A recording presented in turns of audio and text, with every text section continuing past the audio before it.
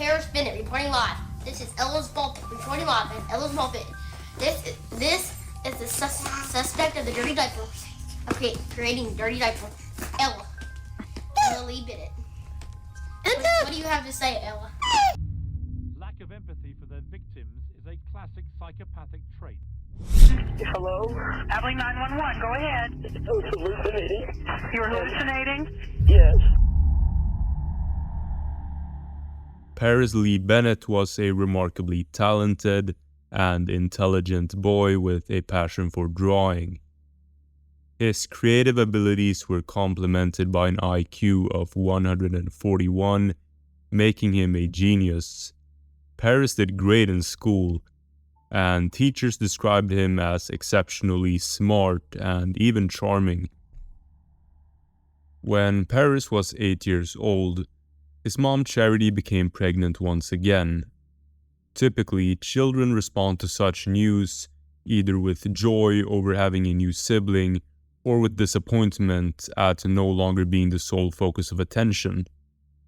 Paris would fall into the latter category, feeling upset and even leaving the room whenever anyone spoke of a new child.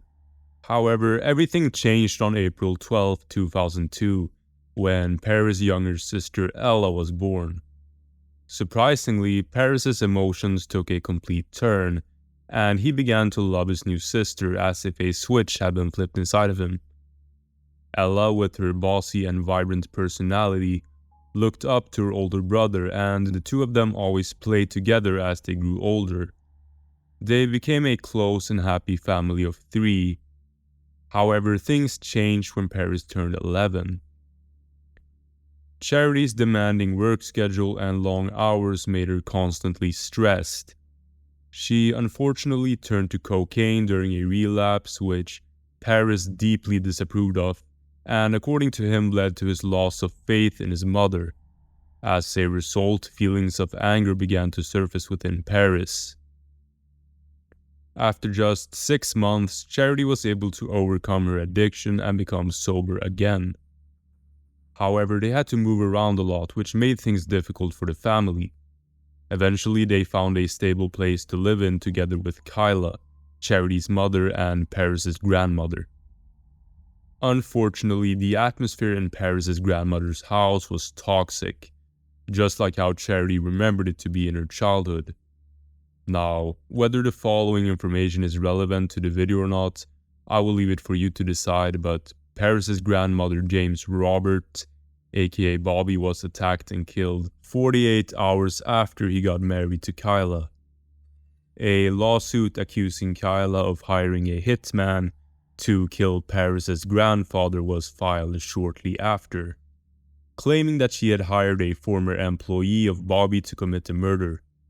Allegedly, Kyla was fed up with her husband's drug use, and many conflicts apparently came about surrounding the trucking company the two ran together. Kyla was eventually acquitted by a jury and never got charged, but Charity believes she was guilty to this day, so this should paint a picture of what kind of family tree we're dealing with here. But let's continue. When Charity and her 2 children relocated to Kyla's residence, Paris' behavior started to get worse. Paris would often hurt himself by hitting his head against walls until he started bleeding, and there was even video footage of him making scary gestures towards Ella. One day while they were playing, Paris broke one of Ella's toys. Whether or not this was on purpose or by accident, it made Paris very upset, and he reacted in a strange way for a child his age. He grabbed a kitchen knife and ran away from the house, with his mother and grandmother chasing after him. He even waved the knife at them, but they managed to pin him to the ground and take the knife away from him. So Charity obviously realized that Paris' behavior was very bizarre for a child his age, so she decided to take him to a mental health facility in order to get him assessed. He stayed there for a week or so and was able to come back home shortly after. During his time in the institution, the doctors told Charity about a report that described Paris' obsession with violent actions like killing and shooting. They also mentioned that he had what they described as homicidal tendencies. Also, from what I've heard from a couple sources, Paris unprovokedly beat another kid up who didn't even fight him back, and would constantly torment the other children by making demeaning comments. He didn't seem to show any form of respect whatsoever to authority, attacking staff members and even flooded his own room. When the police called Charity while she was at work in a sports bar waiting tables, they had some terrible news for her. Her 4-year-old daughter Ella had been hurt. She requested to be taken to her immediately after being panicked, and she then asked about her son Paris Bennett, who was 13 at the time. See, Charity had left her children at home in Abilene, Texas with a babysitter, and her world began to fall apart when police said, "We have him," referring to Paris. She couldn't go see Ella because her daughter had been killed by her own brother. Paris had convinced the babysitter she could go home early so that he could carry out his plan. Abilene 911. Hello? Abilene 911, go ahead. I accidentally killed somebody. You think you killed somebody? No, I know I did. My sister? Okay, where's your sister now? She's in the bed. Is she breathing? No, I looked. I feel so messed up. Okay, calm down, okay? I want you to stay on the phone with me, okay? Mm-hmm. Now, what's your sister's name? Her name is Ella. Ella Bennett. How old is Ella? 4. She's 4 years old?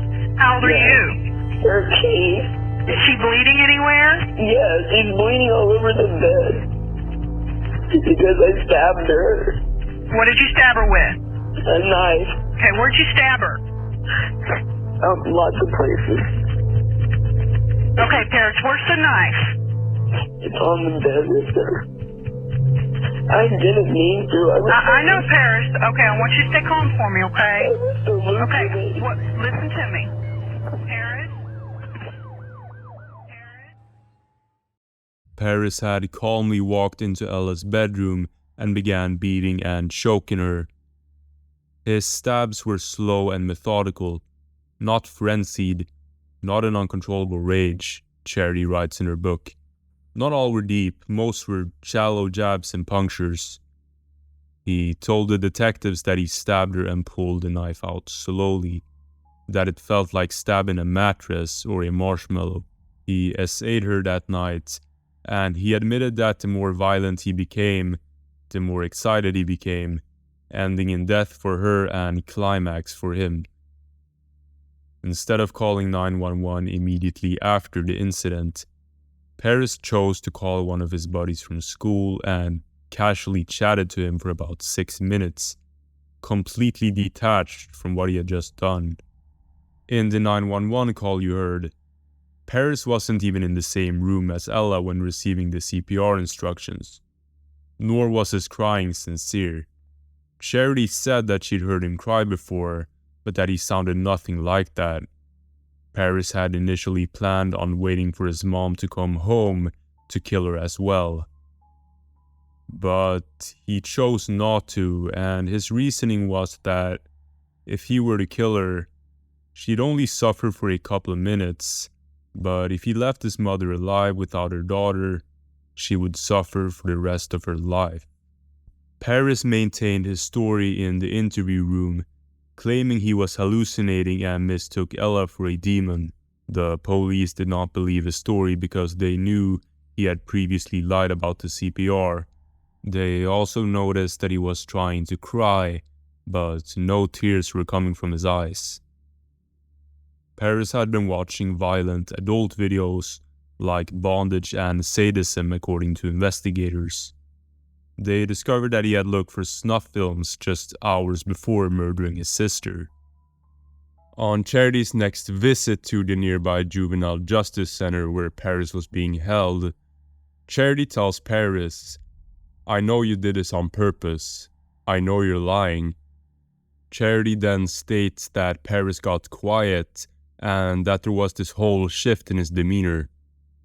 It was like a whole nother person took over. He just started laughing at me. And then Paris replied, "Well, it took you long enough."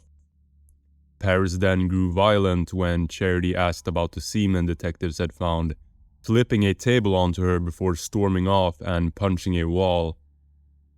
Charity was never in denial that Paris would potentially kill her one day, but the realization really hit her when Paris attacked her in the jail's visitors' room. He slammed the table into me, pinning me against the concrete wall behind me. He cut off my hair. I was in shock, paralyzed. I thought I was gonna die there. Then he pulled the table back. I caught my breath and he slammed it into me again, Charity writes in her book. An evaluator who visited and assessed Paris wrote that Paris appeared to be genuine in many of his statements during treatment. When discussing the murder, however, he was smiling, and officers within the facility Paris was placed in reported numerous times that Paris even tried to manipulate them into giving him his mother's address where she moved shortly after the murder, but Charity obviously does not want him to have it. I wanted to make sure that this video doesn't just recycle the same information about the case, which you've likely already heard, so I dove a little deeper and I found some pretty interesting stuff on Reddit. I think a lot of people watching are going to be interested in the psyche of Paris Bennett, how his mind works, and more recent details about him. So I'm going to present to you this article written in 2019 by Regina Walker, who claims that she used to talk with Paris over the jail phone about 3 to 4 times a week. And this was when Paris was 25, so that'd be about 12 years after murdering his sister. By now, Paris had described himself to me with numerous labels, including psychopath, sociopath, narcissistic, manipulative, misogynist, and antisocial. Most of these labels came from others, but he wore them with comfort and, it seemed at times, pride. These were identities he seemed to accept and even embrace. Considering his history and crime, I couldn't help wondering if some of the compliments he threw my way had a purpose, though it was unclear to me what the purpose would be. Paris did not need money. He paid for our phone calls. He was not at a loss for attractive women seeking his attention. He never tried to convince me that he was innocent. He denied that his crime was the result of a mental illness. It was hard for me to accept that he simply craved friendship, but I, who had a motive, could identify no motive for him.